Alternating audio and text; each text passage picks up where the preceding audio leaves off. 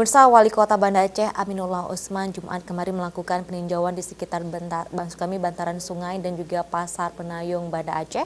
Ada beberapa titik lokasi yang menjadi pusat perhatian untuk dilakukan pembenahan.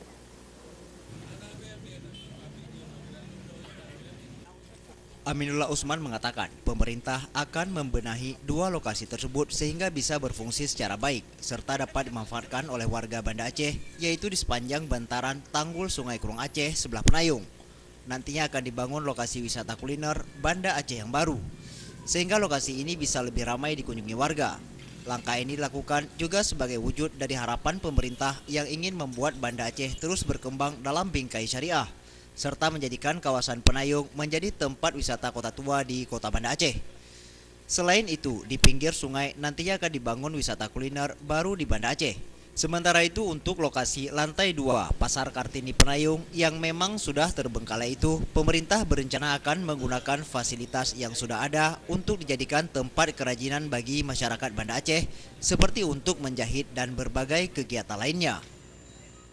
Ini kita lihat ini kan terlantar nih ya, Pasar Penayung. Jadi ini suatu hal yang mubazir. Yang pertama sekali banyak pedagang di luar. Ini ada tempat. Yang kedua tidak menghasilkan bagi pemerintah daerah. Dan masih banyak hal yang bisa kita pindahkan.